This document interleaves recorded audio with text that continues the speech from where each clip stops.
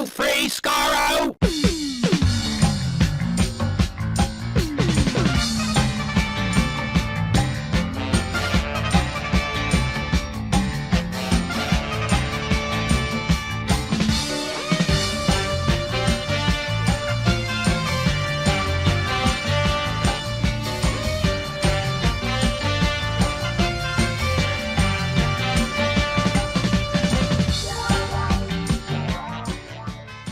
Hello, everyone. Welcome to Radio Free Skaro, episode number 959.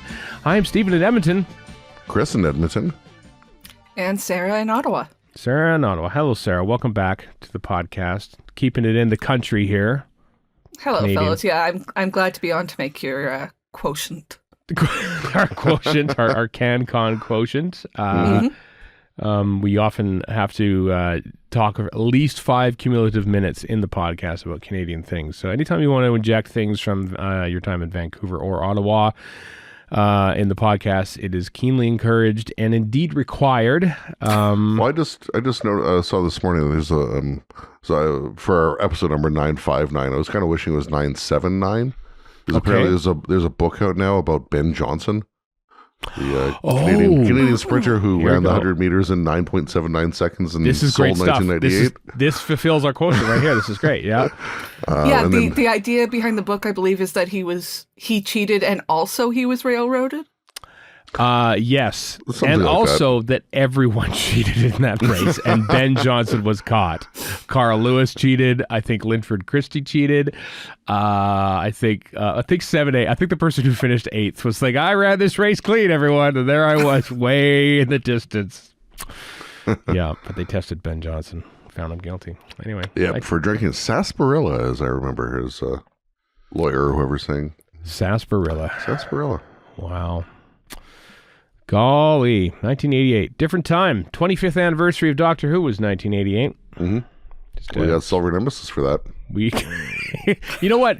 Well, it's funny you mentioned that because the order of episodes and indeed the original broadcast of season 25 was delayed until October because of the BBC's coverage of the Seoul Summer Olympics, which they had in September and October because it was far too hot even then in 1988 in Seoul, Korea to have a Summer Olympics there. So, well, Sarah used to live in Korea, so you can probably attest to. Yeah, how hot I'm going to be. Paris this summer ahead of the Olympics, but I'm already worried about how hot it's going to be. Oh, yeah, that's right. The Olympics are in Paris, aren't they? I never pay attention much to the except for the Olympics. surfing. The surfing is like halfway across the planet. Well, have you ever tried to surf in Paris? No, but Oh. no, but I mean it's yeah, no. Well, I mean, Eurovision is next week, and there are many like Australia is for some reason involved in this. Mm-hmm. There's an Australian performing a song in Cyprus from what Chris tells me beforehand. For the second year running, yep. Literally, Cyprus Wait, is it the same Australian? is it It's the not. same? It's not. No, it's Multiple Australians. and Andrew Lambro last year, and I forget her name this year, but it's two different people, but they're both representing Australia. They're both representing Cyprus now. They're both from Australia and live very near each other in Australia as well. Wow, that's gonna As be we all know. Sorry. No, go ahead. Eurovision was created to strengthen Australian Cypriot relations. It was, sure. to stop the war, the Australia-Cyprus war. And the best thing for like geography is the Eurovision is being held in Malmö, Sweden, right this year. The Swedish participants are a pair of twins from Norway. Okay. So the only quasi Swedish entrant this year, because she's half Swedish on her dad's side, is Bambi Thug from Ireland. That's an awesome name. That's pretty cool, actually. Just like, wow. I say she. I mean they. Identify as non-binary. So gotcha. But it identifies as cool as well because Bambi Thug is a pretty cool name. So probably not their real name, but not that you're a fan, Stephen. But their song, the first lyrics in their song are Avada Kedavra. For any Harry Potter fans out there. Oh, Yeah, Sarah made a face about Harry Potter because that's a little taboo these days. We don't talk about Harry Potter because the person who wrote it is not a very nice person anymore. It probably wasn't back then either. But hey, the star of Harry Potter is in a Sondheim play on Broadway right now. Mm-hmm. This is the segue, folks, with Jonathan Groff, who was in Doctor Who, and Russell T. Davies and Millie Gibson and Julie Gardner went to go see him in that play because they are in New York because it's the press launch for Doctor Who in the United States this week and presumably next, which is because so they're all in New York this past week. On various talk shows and stuff. Sarah, you've been to New York. You probably recognize some of these places that they were in, like Times Square. Apparently, it's a popular tourist location in New York, and they were there. But, Oxford defines Times Square as. Did you get some FOMO? Did you get New York FOMO looking at the Doctor Who people there? Not. I feel like I'm a real New Yorker now because I'm like, Times Square.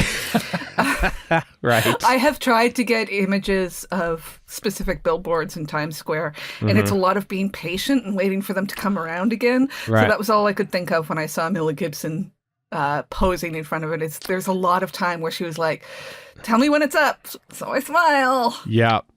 And they were there. They were there. Ncuti Gatwa was wearing a Prada outfit apparently. Because they're who's the Tom Vincenzo? Is that the fashion critic, the legendary fashion critic? I'm not looking at you at all, Chris, for confirmation on this. No offense. My only response is. Are you thinking of the site Tom and Lorenzo? That's what I'm thinking of. I made them into one person who sounds like a low rent character for The Sopranos. But that's exactly who that is. Anyway, they were in Times Square, and now that you say that. It makes me think that Millie and Ncuti basically got all their photos in like 12 seconds when the Doctor Who bit was on in front of Times Square. I just want to know why ham has an uncertain future. Stephen is a vegetarian, you're okay, but I eat meat. Yeah. Well, actually, that's old news now because LeBron and Harn, I think is, I don't know, Ham. Anyway, it's not Ham? Oh, he's the coach of the Lakers, the ex-coach of the Lakers since that photo was taken. It's kind of cool. Like, you think, oh, look at that. Yeah, Doctor Who's in there. Also, Texas tornado critically injures police lieutenant. So there's that too. Like, is she standing in front of that? Like, oh, give me that Texas tornado news. I stand in front of all the Texas disaster news. All I can think of when I look at this is we've got Disney Plus, we've got ABC News, we've got ESPN, all owned by Disney. Yeah. So it's like the Disney billboard. I think it's a Where's Disney National billboard. Geographic? It's also Disney. Know. Oh, I see what you mean. Yeah, it's on there. Does Disney own Clear Channel or whatever is advertising right next to it? That I don't know. They don't own New York. They own... Anaheim. They own Anaheim. Yeah. Yeah. They're the OGs in OC. Nice. They also on their day out in New York went to a Doctor Who themed subway car. You could actually ride this. Our friend Amanda Ray Prescott rode it like 4 times in order to get all the pictures inside and stuff, but Ncuti and Millie were there in entirely different outfits. And I will note to you, if you haven't seen it yet, they are both wearing lavalier microphones, which means they were probably shooting something on that day. Was Stefan Powell there as well? Or? No, I don't know. I don't think this is a BBC thing. I don't think the BBC can afford to send Stefan Powell to here. This is a Disney Plus joint purely. So they're doing something for Disney Plus, I think. So one thing I'll say is, as we'll get into more with Ncuti and Millie's appearances across various media platforms. Right. How much luggage did they bring? Because Ncuti is in a different outfit everywhere he goes. Multiple times a day, different outfits. See, I think this is the sort of thing that you and I worry about, and when you're Ncuti Gatwa, you don't need to worry about it. I suppose. He's probably got money to pay for that second checked bag or something. I don't know if that's was he wearing the fact that it's a Prada. I don't know what that means. I just assume Prada. Prada's a designer. Handbags. I know that. I always get Prada and Pravda, the democracy newspaper in the Soviet Union in the 1980s. Yeah. It's one letter, and it's really different. It's natural to confuse those. Yeah, it is mixed up. But my guess is I almost think that he was like outfitted. What's George Pravda? Yeah, what about George Pravda? The most important George Pravda, of course, of Enemy of the World and the Newtons fame. And, of course, Deadly Assassin. Spandrel, yeah.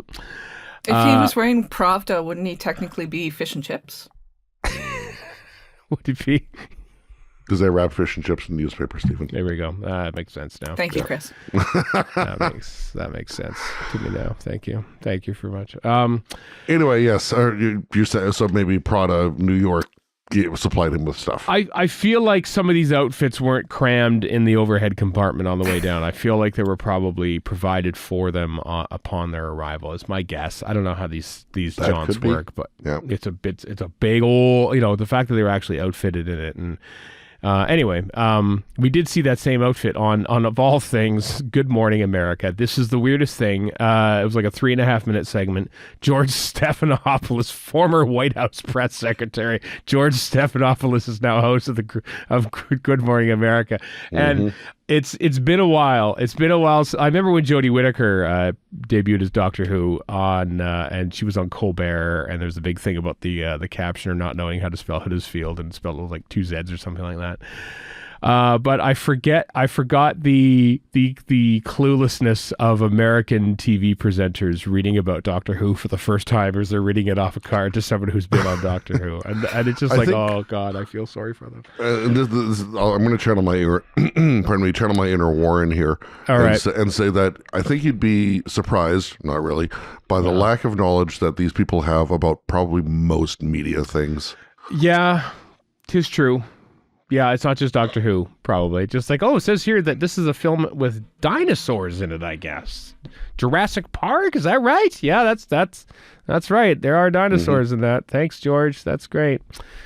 So good for them. Good for them for pressing on and representing our show in the as I was saying, this works best for those who watch on YouTube. But as I was saying before we started recording, smash that like button.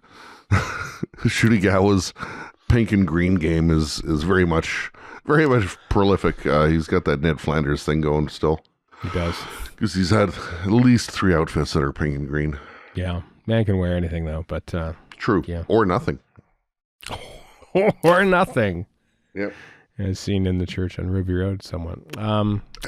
Some photo shoots he's done. Yeah. And some photo shoots. They even had a clip. They had a brief clip of the dinosaur scene from ostensibly Space Babies episode 1, where the Doctor introduces what the TARDIS is. They travel back in time. She steps on a butterfly probably at some point, based on where this is in the trailer and everything, and then all hell breaks loose. So a bit of fun showing off Millie Gibson to the universe, and showing off the Disney money, because they're probably on a green screen somewhere, but there's prehistoric Wyoming in the background, which is the 12 Wyoming fans are very excited by this. I have no doubt.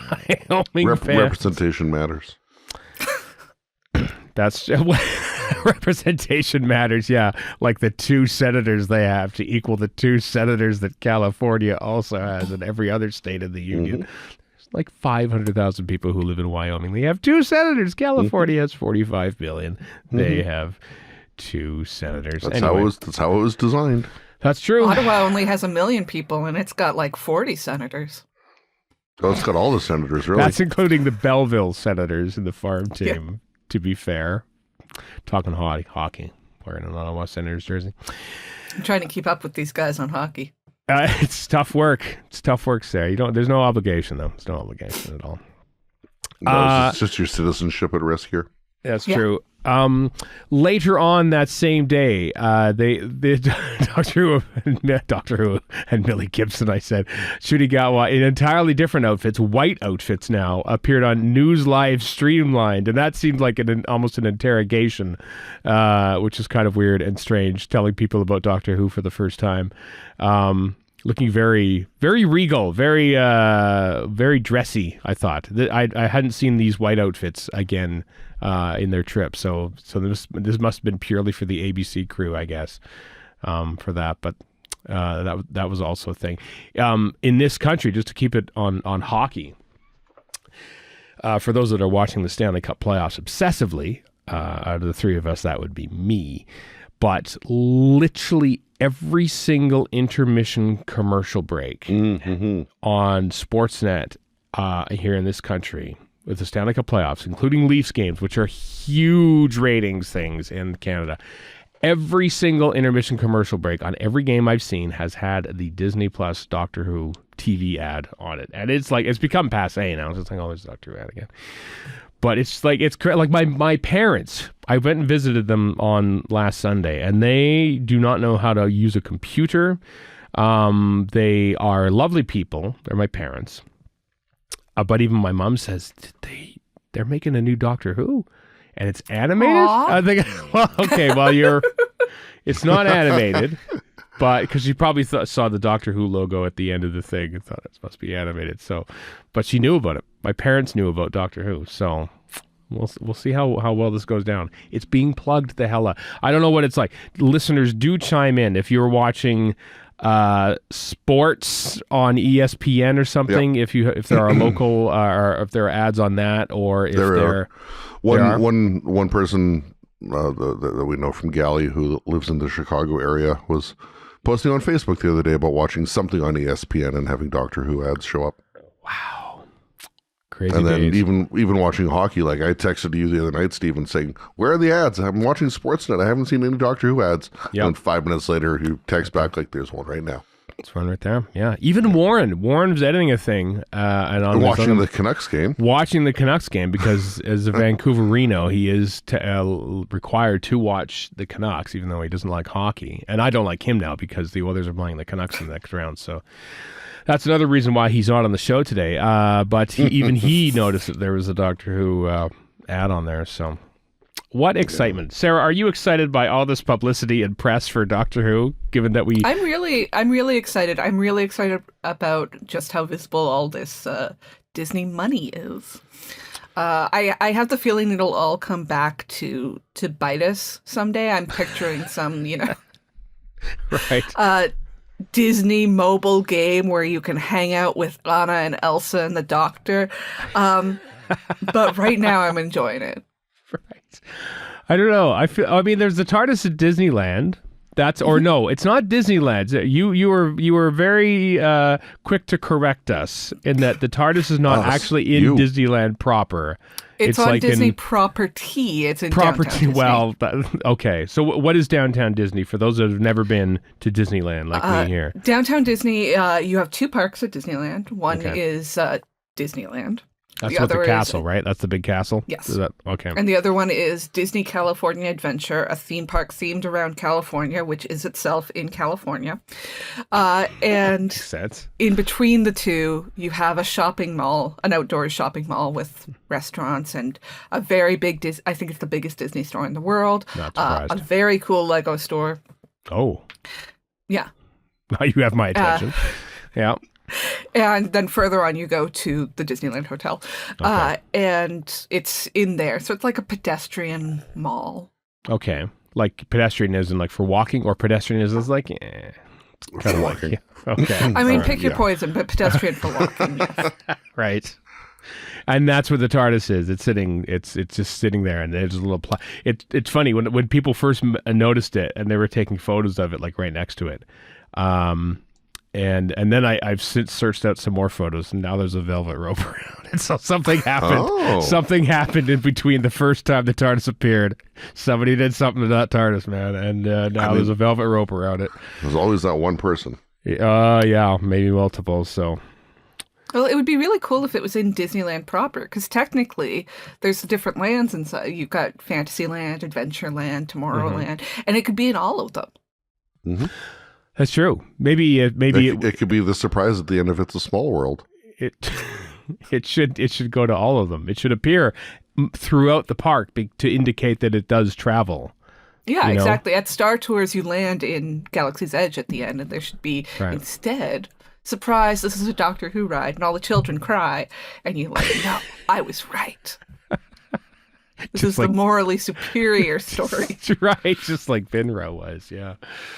So I don't know if you're in LA, go down to the not Disneyland proper, Disney City. You can get in without paying admission. That's even more important because admission is probably like $300 or something per person nowadays. Per hour. Per hour. It's hourly rate. Can you imagine if that was they had people walking around, God, drawing like little bits of chalk or something on your shoes, right? That chalk wears off in an hour, so if I see some no chalk on your shoes, you're out. Disneyland. People think that this is going to like lead to Disney rides and Disney themed things for Doctor Who. I don't get that impression. People don't realize how expensive rides are. Rides are very expensive, probably, because you got to build the things. Even if you just slap a bit of paint on it or something like that, I think that's or a themed exhibit. I don't know. A Disney parade. Some people have even thought there's going to be a Disney parade, maybe with Doctor Who.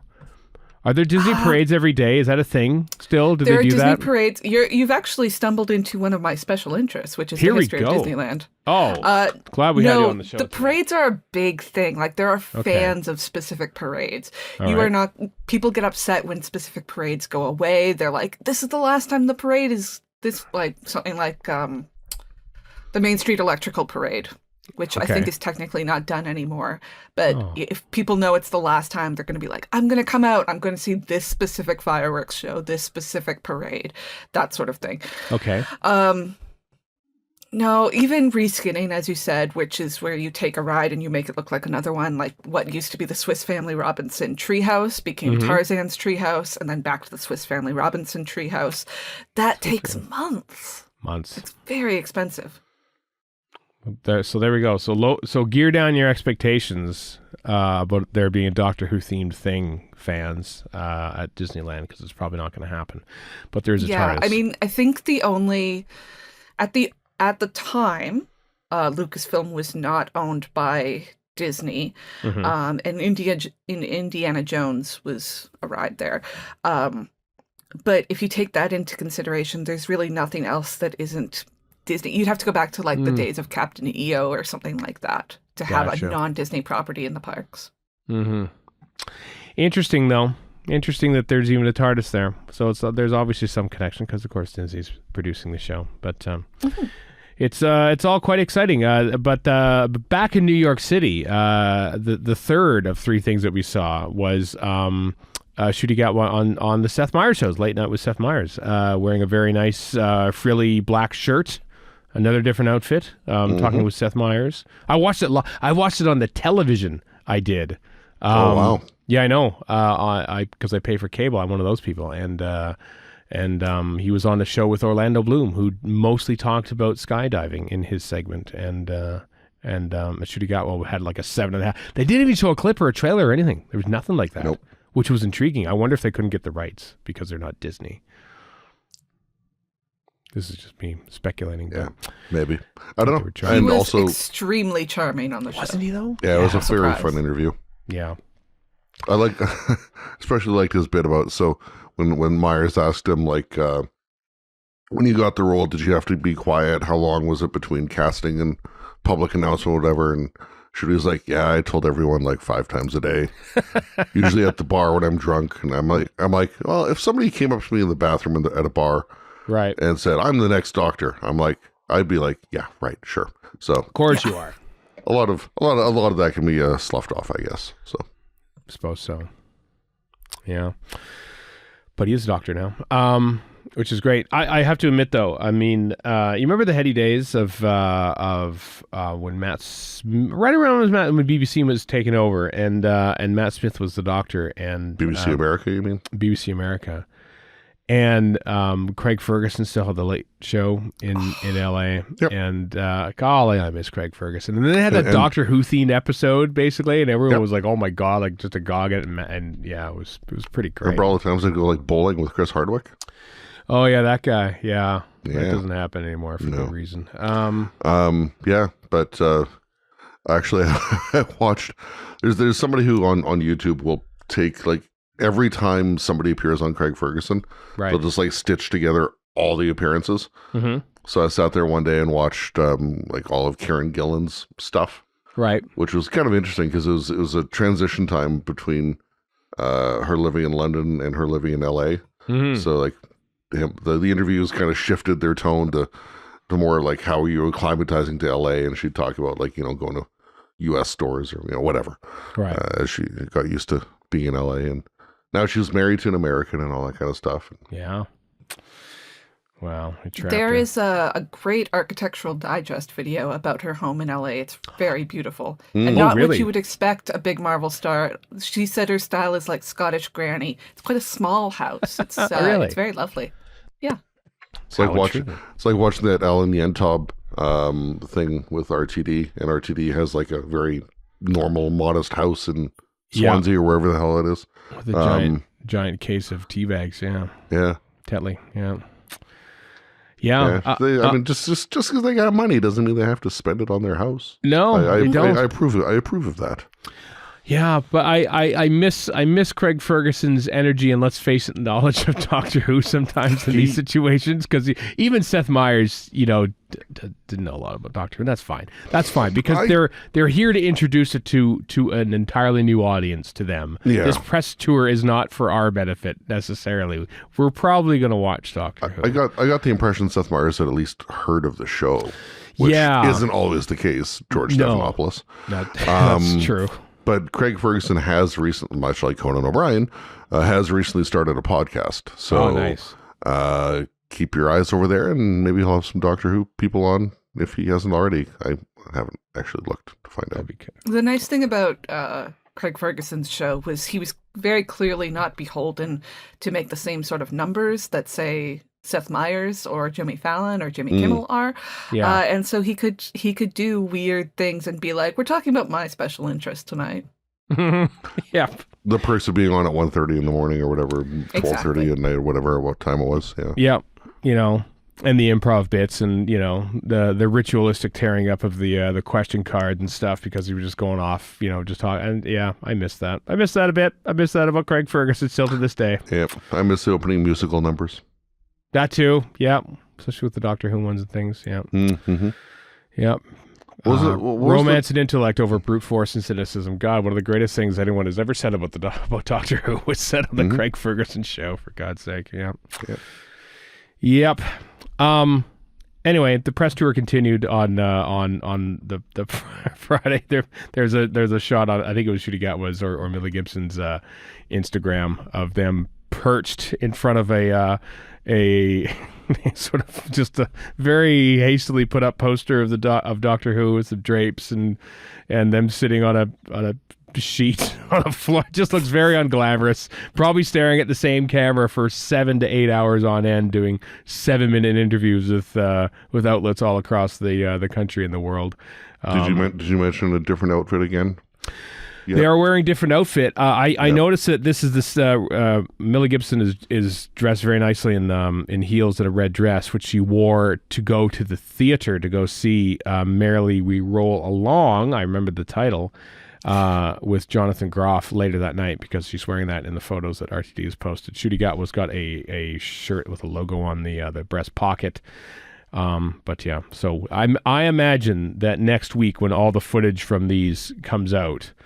On the various outlets that we'll know these outfits pretty well because that's what they were wearing. I like that. I like that we're focusing on the outfits of these are two insanely beautiful people. It's uncomfortable, to be quite frank. It's kind of unpleasant how and Millie Gibson is what, not even 20 yet.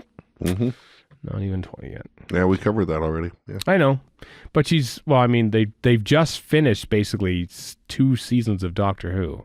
Before we even see one episode, apart from the Christmas special. And we'll be seeing Millie Gibson grow up before our very eyes. We're all very old and getting older by the day. For 2 years at any rate. Yeah. Presumably. That's true. So yeah, we're recording this on Saturday, May the 4th. May the 4th be with you. Mm-hmm. Star Wars Day. Yeah, and surprisingly, I am not going to the cinema to see Phantom Menace. No, why would you? Because is your wife going solo? Right. No, she doesn't want to go. She doesn't want to go. I asked her. She's going solo. I got a joke. Oh. Yeah, that took me a minute. Yeah.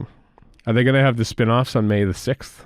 You watch Rogue One and Solo or something like that? No? No. What about the Ewok movies from the 80s? Those are the theaters? What was the series that dropped last night on Disney Plus? Tales of the Empire or something? Tales of the Empire, I think Tales it was. of the Empire? Is that animated? Is it one of those shows for kids or something? Or probably. Yeah. 15-minute episodes or some such. I don't watch those. It'd be ridiculous for the host of a Doctor Who show to watch a show for kids. Why would I do that? I'm going to go play with my Lego instead. Duh. Well, we've got stuff. That, and there's other stuff like Acolyte and whatever coming up, and then I'm trying to get the most out of my Disney Plus subscription, so we have Doctor Who thankfully coming up. We do. New season of Welcome to Wrexham just started as well. Sure. It's Ryan Reynolds. Mm-hmm.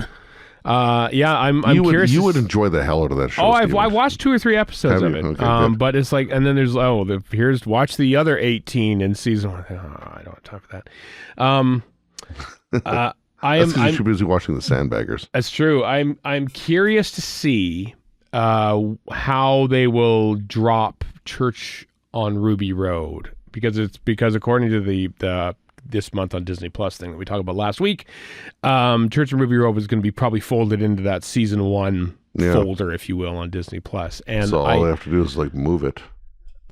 But are you saying like are they going to call Space Babies episode 2 kind of thing? Or? Yeah, this is what I'm wondering about. Or is it going to be episode 0 is going to be Church, and this will be 1, or how it's going to work? Like I don't want people to be confused when they fire up Disney Plus at 4 p.m. Pacific on Friday. Well, having them called specials 1, 2, 3, 4 doesn't really do a lot. It doesn't, but the fact, they're going to move it in there at some point, and I hope that people says, hey, look, oh, cool, new Doctor Who, let's tune in, and then it says, oh, did you watch the first episode? Yeah, it was weird. It was at Christmas time, and there were goblins and stuff. It's not the episode 1 I watched. I'm just wondering if people will get confused by that. So I have very distinct memories, Stephen, of you railing against streaming. Yeah. So many times. Mm-hmm. Just because if nothing else, people aren't always on the same page. They're not always at the same episode. Nope. And even with Doctor Who, there's only two episodes dropping, but there are going to be the 3 there. And as you say, what's going to be called episode 1, whatever. Yeah. So people standing around the water cooler, as it were, to the Seinfeld reference, aren't going to necessarily be talking about the same thing, even though they think they are. Nope. So it's a bygone era. Let's face it, it kind of ended with Game of Thrones. That sort of water cooler moment, I think. TV? Yeah, I feel like that's the last big that everyone, well, not everyone, Chris being the exception in this 3, certainly. I watched the first 2 seasons. But like that's sort of like I feel before it got really good. You did actually, and then stop before it got bad. But yes, that too. Yeah, I know you're right, Chris. I was against streaming. I was trying to sort of hold on to that golden age for as long as I could, but I realize it's over now. Just like my golden age of movies probably started turning before I was even born, and that being the new Hollywood era. And I don't want, I do kind of want Hollywood to go back to the new Hollywood era, but everything's shot on 35 millimeter film and nothing moves. And it's dirty and gritty and everyone smokes, and feminism, that's a thing for the future. But still my favorite era of Hollywood. So it's kind of beautiful though. I'm worried about Disney money coming in and ruining everything. And immediately they're like, well, we're not going to hold to a consistent numbering schedule. I'm like, that's the Doctor Who I know. That's right. Yeah, that's true. Could you imagine, Stephen, in 5 years' time, okay, if they have like a split season, right, they could call it 6A and 6B. And then it would be the latter half would just be post-war games, Time Lord missions or something like that. Could be. Or would they call it Black Orchid and Earthshock, which is how They're not using production codes. No. Okay, that's fine. No. That's once they stopped using production codes, honestly, that's when Doctor Who truly changed. So yeah, once you can move past that, and I mostly have, you can enjoy any and all of it. So I think you need to reevaluate your definition of mostly. A little bit. It's you know what? This is something Chris, I didn't think about until very recently. That being last night, is that well, because we'll be watching Doctor Who, and we're doing live streams of it, of course. But so I'm told. You know what?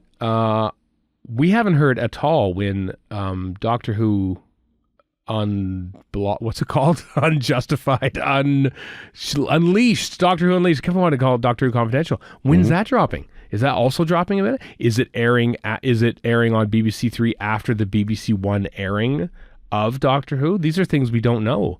We haven't even heard about that yet. So that is fascinating. Sarah, I mentioned this to Chris because I knew that he would be doing what he's doing right now. Yeah, I could see the light hit your face. Yeah, and that's Googling it and trying to find out. When was Doctor Who leashed out?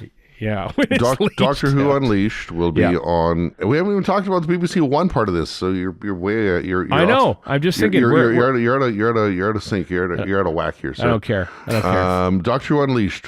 We're almost there. One. I'll tell you this much because they're both behind paywalls. There's a Radio Times article with 3 different covers for people who want to buy 3 different covers of Doctor Who, because there's 3 different covers of Doctor Who, and there's an interview with Matthew Sweet in there. But that's it. That's the only Doctor Who content that's in there. Paid $4.75 to get that Radio Times. And also there's an article. Alan Sepinwall, of all people, has written an article in Rolling Stone. It's also behind a paywall, so I haven't read it, but it's about Doctor Yeah, Who. you were talking about that before we started recording. I've loaded it up. I'm scrolling down, and don't scroll up. You will never get the article. Go away. I scrolled down. I've read it. It's a great article. Yeah. I posted about it at the time that I found quibbles with how it characterized previous episodes, which how you know it's a good article. Once it upsets specific parts of its past that offend you. Yeah. Mm.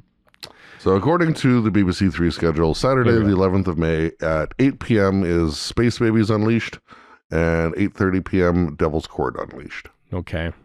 Followed by 3 episodes of Suits. Suits? Jeez. What?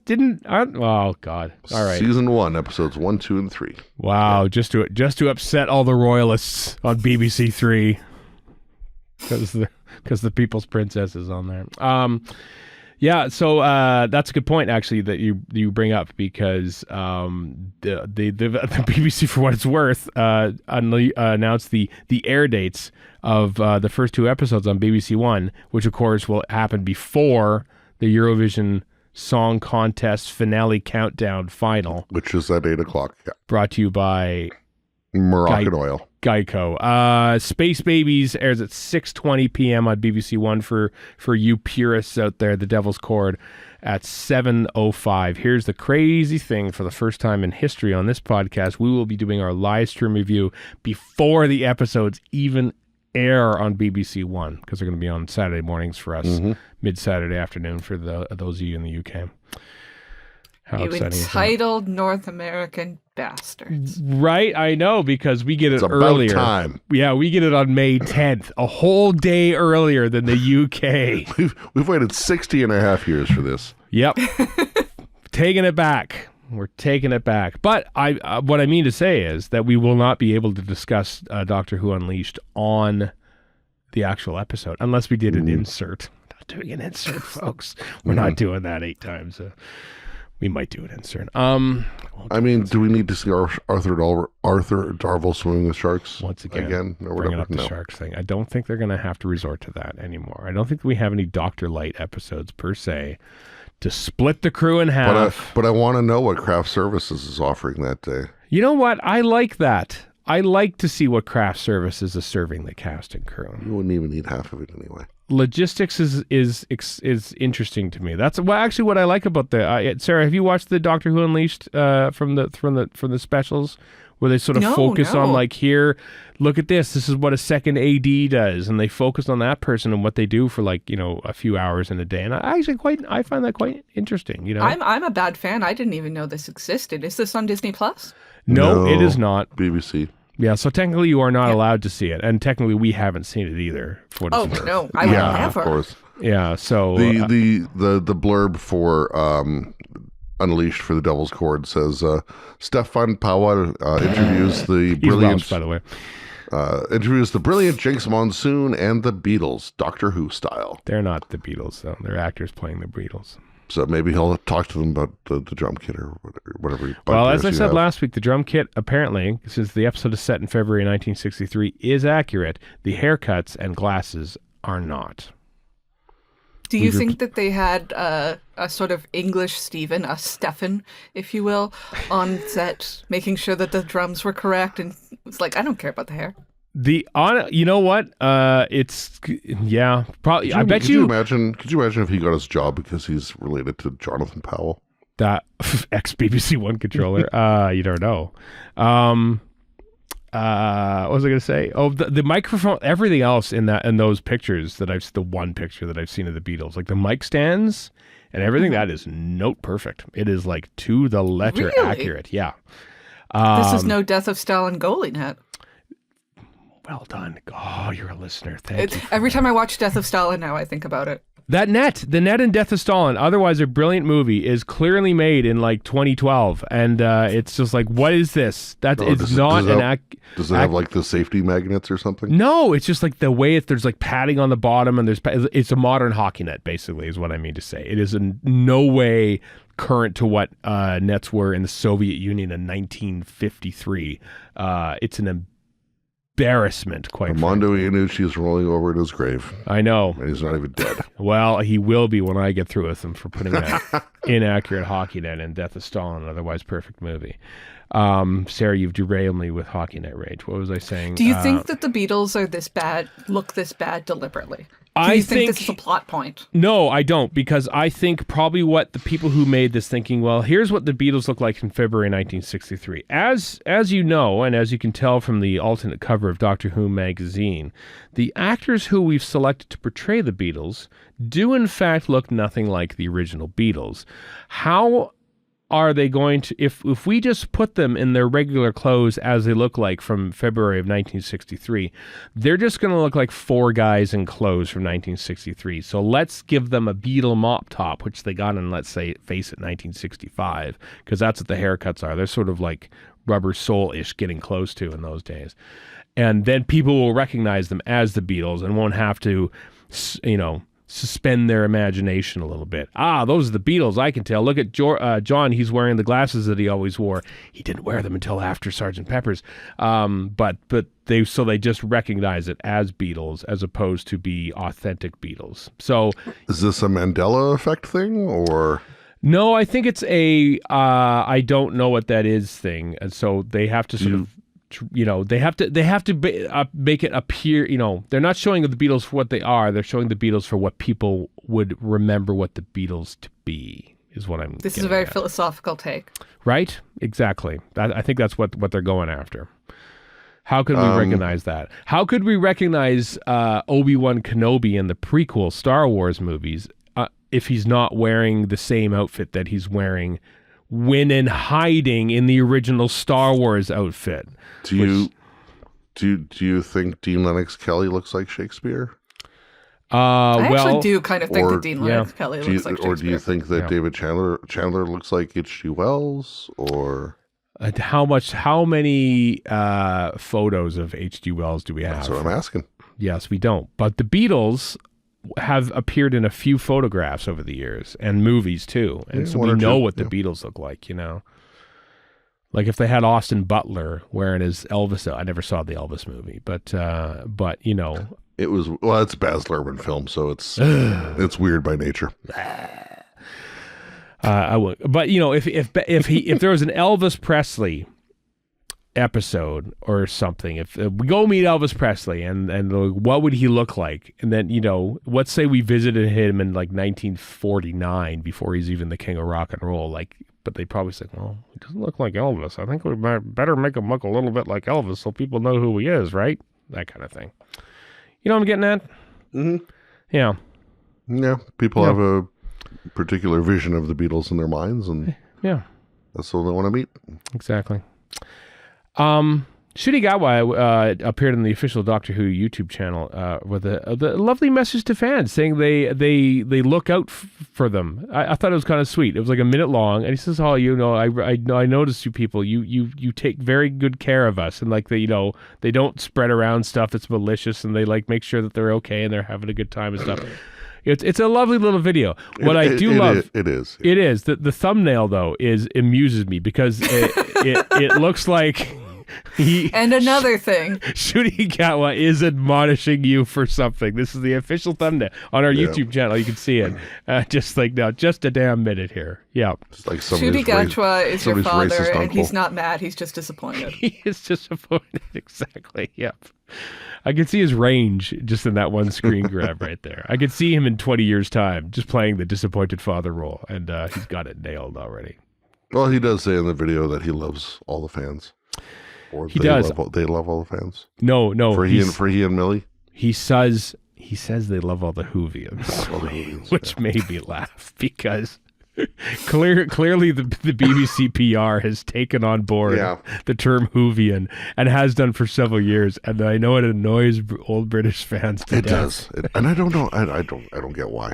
Well, because it was invented by Americans, and therefore they hate it. Oh. And so when I hear British people says, "Oh, they're called Whovians," okay, I'll call them Whovians now for the rest of my life. That strikes me as wrong because the UK fascination with the US is extreme. It is, but I think they cling on to the Doctor Who. That's thing. A different series. They grab hold of Doctor Who and try to hold it as this last great British institution, and I could see why. But of course. So that's why it amuses me when Whovian has entered the lexicon in BBC PR.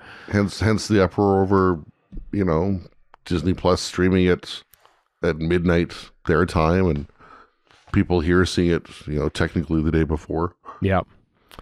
Etc. Yep. A whole day early. We get it a whole day early, UK. A whole day early. You get it on May 11th. We get it on May 10th. That is 24 hours, one entire day early. Glad your math is... The real blessing here is that they're giving fans something to complain about, which is secretly their favorite thing. Honestly, exactly. Not about the show itself, because when that happens, it's kind of bad. They want to complain about everything else about the show, which is perfectly honest. All right. Sarah, what are your habits going to be when next on Friday here? Are you going to be watching the second it drops, or because it's 7 o'clock in the evening for you out on the East Coast there? Not even the East Coast. Yeah, then I'm definitely. I like to have a routine for my first viewing. I don't care if somebody bothers me during the second viewing, the third viewing, or whatever. Yeah. But I'm not watching on space with commercials as it used to be. Mm-hmm. I need to be uninterrupted. Yep. Phones on Do Not Disturb. Nice. Leave me alone. I'm having my church time. Really? Right at you're counting down the time. Yeah, absolutely. Yeah. So you're gonna watch the Church of Ruby Road? Okay. Yeah, exactly. I'm going to say, you know what? Doctor Who hasn't been good since the Church on Ruby Road. Right. It's been pretty bad. And you could be completely correct as well. Yeah, absolutely. Somebody out How there about you will guys? agree Do you with guys ever get together in Edmonton to watch, or you're just completely siloed? No. Chris, you probably watch it with Kat whenever, but sometimes you work and you have to sort of arrange things and to watch it later. Yeah. Well, it's our friend Annette who's been on this podcast before. It's her birthday on Friday, and so she's hosting people over, only people that like Doctor Who though, because we're going to be watching Doctor Who. But we outright told her, listen, thank you for inviting us to your birthday party. We will be coming over shortly after 7 o'clock once we've watched the first 2 episodes on our own, because no offense, you are not to be trusted during Doctor Who. You might exclaim something and think of this. Is this going to go on throughout the whole show? They're going to shout out things when they say things and stuff, because that's not going to fly here. I'm like you, Sarah. Airplane mode. It's just it's off. Everything is off when it comes to watching Doctor Who for me. I to my shame, I got interrupted during my first viewing of Unicorn and the Wasp, and I remember that spot every single time I watch Unicorn and the Wasp. Oh, right. It affects you. It affects that first watch. Yeah. That's good. It's good to know we're on the same page on this, Sarah. Pleased by that. Tell you what, though, even though we don't know about Unleashed and when we'll be able to watch that. We do. BBC 3, 8, I know, but in relation to reviewing it. Blue Peter, there's going to be a Blue Peter segment that day on May the 10th at 7 p.m., so 7 hours before it actually airs on iPlayer. There'll be a Doctor Who Returns. 5 p.m., is it not? It is 5 p.m. Yeah, 5 p.m. Still 5 7 p.m. in hours the ahead, UK. Yeah, still 7 hours ahead. Yeah, 10 a.m. for us Broadcast. if we wanted to watch Blue Peter, which we can't, of course, because we don't get Blue Peter here, so we would never be able to watch it. But this tells me, like, find out how to make special makeup and prosthetic effects that are created for Doctor Who. So it's going to be a Doctor Who segment on Blue Peter, but there's going to be no... That feels weird to me that I suppose they were on Blue Peter when before Church on Ruby Road. Ncuti Gatwa and Millie Gibson. I think they showed up on a Blue Peter thing because there's maybe a very distinct connection between Doctor Who and Blue Peter, and so for them not to be on it in the lead up to the actual episodes feels kind of weird to me. But the fact it goes out before Space Babies drops, that means there's going to be little to no new footage in Blue Peter. No, we'll have to wait several hours before we see the actual new footage in the 2 episodes. But later this year, what is it, in July or something like that? This summer, July 2024, there is going to be a 15th Doctor exhibit at Madame Tussauds. Ncuti Gatwa was taking pictures of picking out eyes, fake eyes. So creepy. For his wax dummy. I guess they do have like eyes and stuff. Like, oh, that looks like mine. It is kind of creepy, isn't it? But yeah, Madame Tussauds. I went to Madame Tussauds in Victoria, BC many, many years ago, like 40 years ago. And that's the only time I've ever been to a Madame Tussauds. Yes. Whatever you do, don't go to... If you get in for free, okay. But otherwise, don't go to Madame Tussauds. Oh, really? So expensive. Oh, is it expensive? Is it more or less expensive than Disneyland? Less. Okay. But Everything's there's more to do at Disneyland. Disneyland. That's true. Yeah. Unless you're 6'9" and don't fit on rides. Right. I mean, Madame Tussauds, of course, was featured in Spirit from Space. And supplied Tom Baker for the 5 Doctors photo shoot. For the photo shoot. And indeed also supplied one of the Sylvester twins from Twin Dilemma. I try to figure out which one is the wax dummy in the Twin Dilemma. Both of them are. They are. They absolutely are. Yeah. Mm-hmm. That said, it's not far from like Baker Street and Regent's Park and whatever. So there's other stuff to do in the area, Dagnabbit. Just don't go to Madame Tussauds. Do not go. This episode brought to you by Madame Tussauds. Do not come here. You will not have a good time. Well, you might have a good time, but you'll pay through the teeth for it. That's true. Here is some theater news, which also is indirectly related to Doctor Who. Ncuti Gatwa will be appearing in a production of The Importance of Being Earnest, with Sharon D. Clarke, ex of Doctor Who, and Hugh Skinner, who looks like Matt Smith's stunt double. He was in Fleabag as well as W1A. And he's appearing there on the National Theatre in the UK and from November to January. So scratch those 3 months off your Doctor Who production diary. This looks like it's going to be one hell of a break in between making seasons 2 and 3 by the sounds of it, given that they're shooting. Well, you were saying that it sounds like they've wrapped 2. There's all 2 is post. Done, pretty much. Still to do post, obviously, but maybe...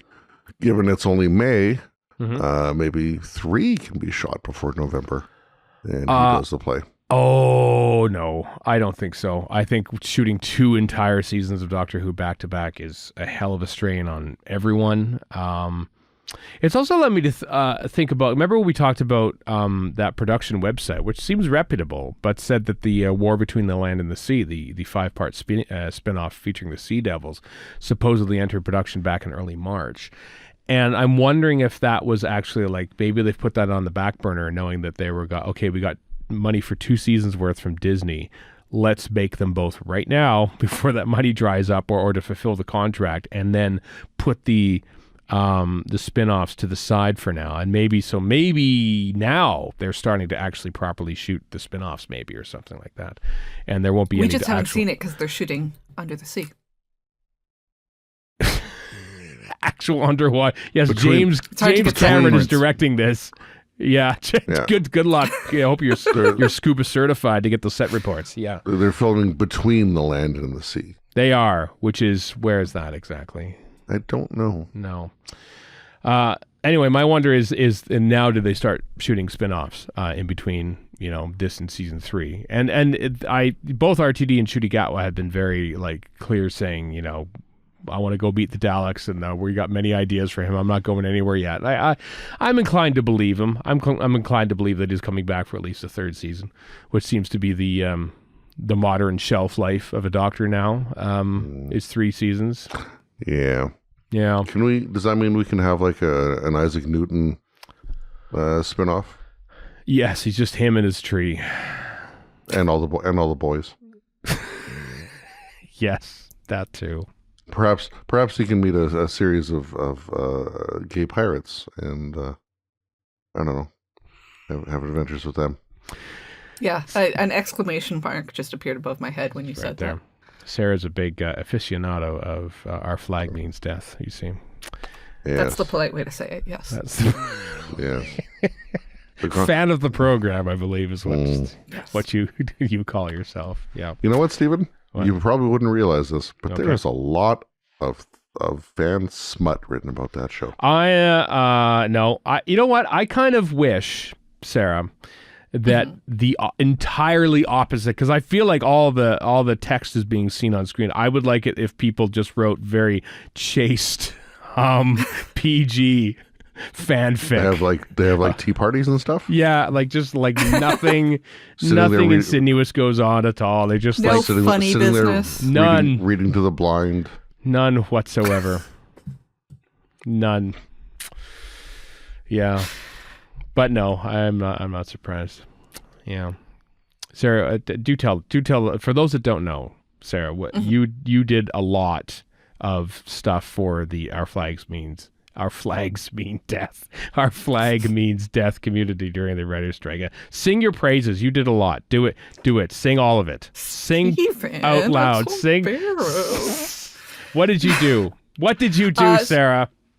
So myself, along with a lot of other fans, Right. started an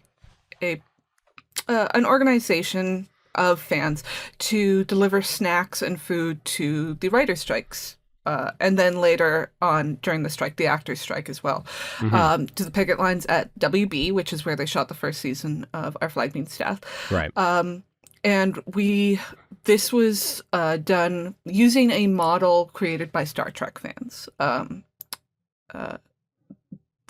was very, very fortunate to have a Star Trek fan who started that movement to share with me how she set it up, which means you're very fortunate nowadays in that you can use things like DoorDash or Uber Eats, as evil as those programs may be, to deliver to locations that you are not even in the same country as.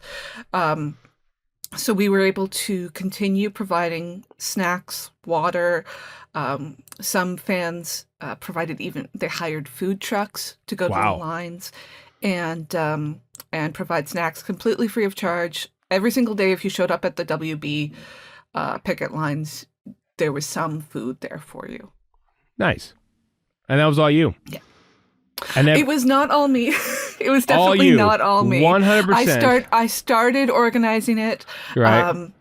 And basically siloed people off into, you are responsible for the snacks for June 2nd in the afternoon. Right. And then they would decide amongst themselves how much they wanted to spend, how they wanted to send it. If eventually local people got involved to save money, and began delivering themselves, that sort of thing. Okay. But yeah, it was without a doubt one of the greatest things I've ever done in my life. It was very exciting to be able to be part of a movement like that, especially from afar.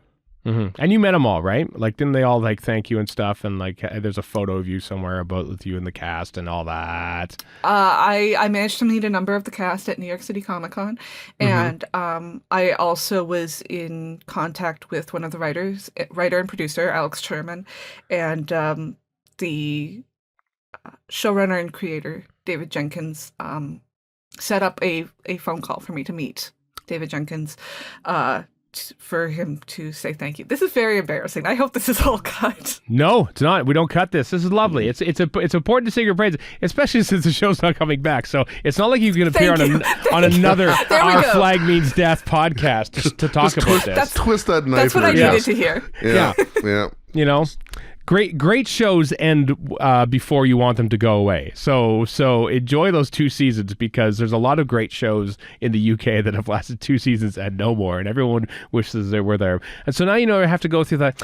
Oh, I love that show. I mean, season 4 obviously not, but and then you don't have to worry about that.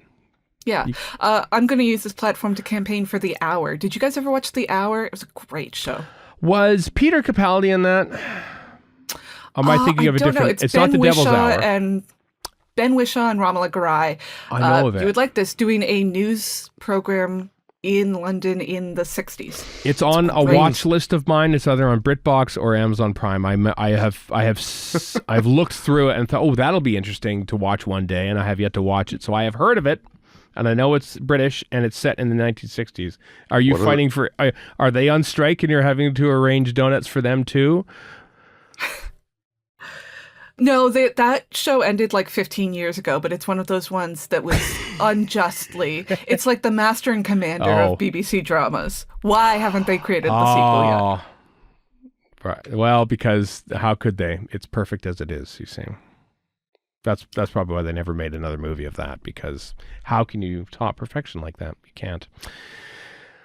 There we go. This has been other shows that we watch on Radio Free Skaro and help to save, even if they're 15 years old. I'm just very glad that Doctor Who has neither ever been canceled nor has ever been bad.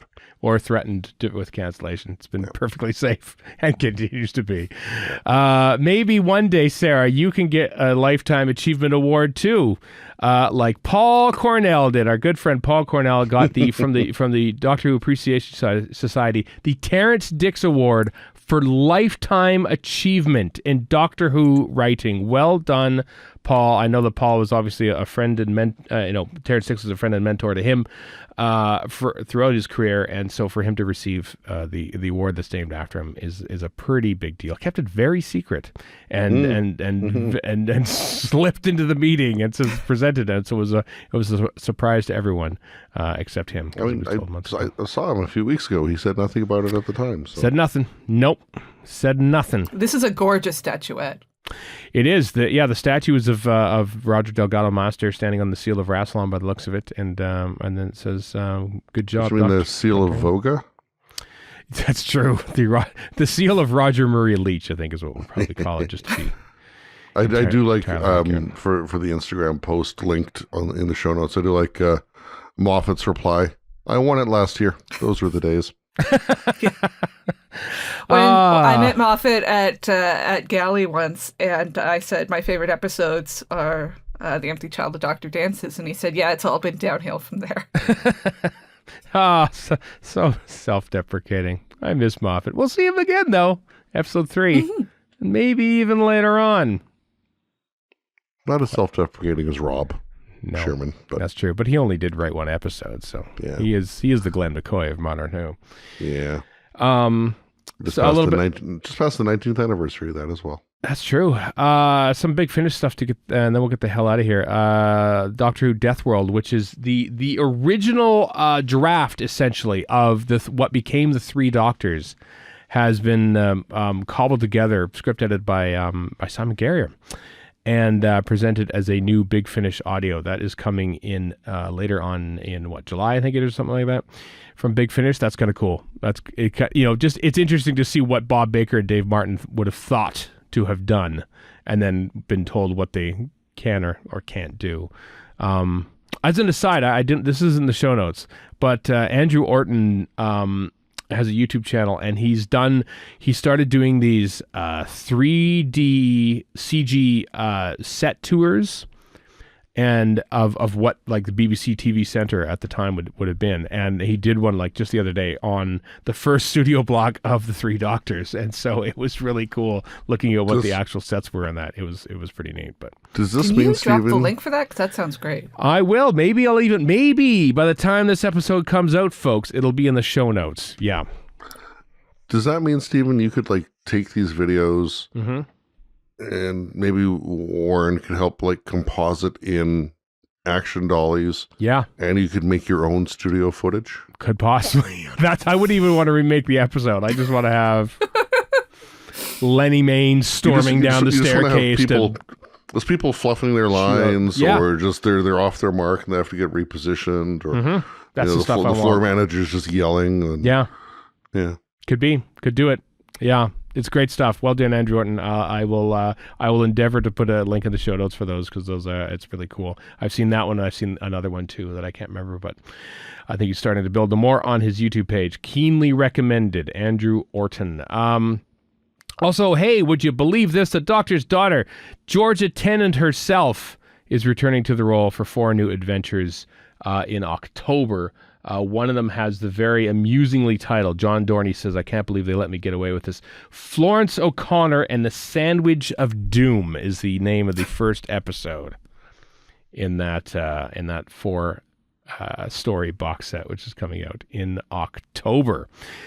Also, there's a new book coming. It's called 60 Years of Doctor Who Assistants Companions, not to be confused with the Companions of Doctor Who book that we talked about just a few weeks ago. This is like a Dante's Peak and Inferno battle going on here a little bit. There's 2 books about companions coming out at the same time. This one's coming out in later on in 2024. And it's a shame that Warren isn't here for this, because I know how much he loves Paradise Towers, but there's a new collection coming from of verse books of several short stories, one of which written by Stephen Wyatt, the original writer of Paradise Towers, in a collection called Ice Hot that comes out on May 20th. So maybe there's some naughty fanfic in there, maybe, just like there is a lot about Our Flag Means Death. That show that Sarah likes. I'll have to send you some links since you're so interested.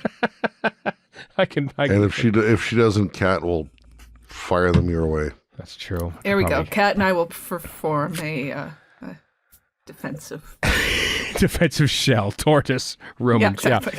One last thing too, by the way, me and Erica and I are on the incomparable 714, which just came out. You Can't Protect People from Doctor Who, where we talk about Doctor Who and where you can jump on with Doctor Who. And we sort of say, you know what?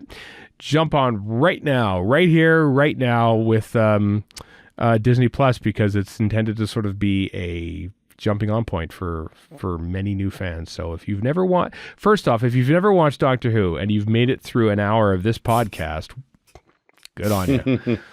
But if you haven't watched Doctor Who, and then tune in to our live stream Saturday, May the 11th in North America time. I don't know what time it is for you in Australia and New Zealand. I'm sorry. 8 a.m. Pacific, 9 a.m. Mountain time for us, 11 a.m. Eastern, 4 p.m. in the UK. So those of you in the UK, hopefully you grumbled but still stayed up till 2 a.m. to watch 2 new episodes of Doctor Who that night on iPlayer. And then you can watch on our YouTube channel to hear us review both episodes. It's going to be a giant episode, and we have to do it in a record amount of time, but not because Chris has a Eurovision party to get off to, so it's going to be a hell of a busy day. Yep. I'm excited for this. I like your guys' live reviews to hear. It's always interesting to go back and hear reviews fresh when they haven't had a chance to, calcify is the wrong word, but sort of solidify. You haven't. Yeah. Received fan wisdom starts to affect everybody's judgments, that sort of thing. It does a little bit, doesn't it? Yeah. Well, we'll see. We'll see how it goes. We'll see how it goes here in the Disney Plus era. Sarah, thank you so much for joining us today, for filling in on the co-host chair. Your podcast, of course, Is It Camp, continues on and strong. What is the most recent episode that's heading out? When are there any other episodes that are coming up that you really want people to know about? So our episode on that will have come out yesterday when this episode comes out, May the 3rd. Is oh right, sorry, yeah. Is on The Last of Sheila, which is a Stephen Sondheim movie. We will also be starting. Yeah, we always do Pride Month in June, which is always one of my favorite things because we try to find queer culture that we haven't seen yet, which is very exciting. Edited by Warren, which I greatly appreciate. All right. And co-hosted with my friend Sam, who introduced me to Doctor Who. Oh, look at that. So just as a side, as a side question, so I mean, I can understand covering, queer cinema and whatever for Pride Month, but ducks in a barrel? No? Like, isn't that just going to be camp by, like, that's a little too easy, perhaps? How do you limit it to 1 month? I don't understand that, yeah. Well, I'm just thinking, like, it's going to be, because, a good amount of that is going to be very camp by nature and design. Yeah. Pride Month, there's a daily episodes of Visit Camp throughout June, probably. Our very first film that we're covering this Pride Month, not to spoiler alert, special for RFS subscribers only, is going to be Peter Jackson's Heavenly Creatures, which is a very serious movie. So we're always interested in exploring new and weird approaches. Mm-hmm. We try not to do anything too depressing. That's good. That's about it. So no Land Before Time, then. Yeah, that's exactly what I was thinking when I was thinking of sad Pride content. Right, sad Pride. Oh, that's my favorite celebration. Well, don't they have Pride Rock? Oh no, that's Lion King. Never mind. Yeah. Oh wait, no, that's the Lion King. Is any Doctor Who episodes ever reached the criteria that it could be reviewed on Is It Camp? And if not, what episode? Weirdly enough, we've choose? only done one Doctor Who thing so far, which was the TV movie. That's kind of fair. See it. I kind of see it. Yeah, that's true. That's fair. But yeah, it's definitely something that I feel like we both think it's kind of too obvious for us to cover. Right. But I feel like we really ought to more. It's fish don't have a word for water. That's a good point. That's true. And they have a very well-developed language otherwise, but it's funny they never came up with a word for that. They just say water, except with lots of bubbles. Well, there we go. That's next week, kids. Episode reviews for the next few weeks here on Radio Free Scott. It's going to be a giant episode. New Doctor Who, Stephen. What's that? It's new Doctor Who. I know. It's crazy. It's like a Super Bowl every week, and I'm just like the episode next week will be giant. All right, kid. Like it might be 2 hours long. Just giving you a heads up. We might even take like a tiny break during the live stream between episodes just to give ourselves a bit of a mental reset. We've never had to review 2 episodes at once before in the history of this podcast, so it's going to be quite a thing. Yeah. But exciting times ahead, folks. The Disney Plus era is upon us. New Doctor Who starts next week. We hope to see and have you listen to us through all of it starting next week. Until next time, I am Stephen in Edmonton. Chris in Edmonton. And Sarah in Ottawa. So long for now.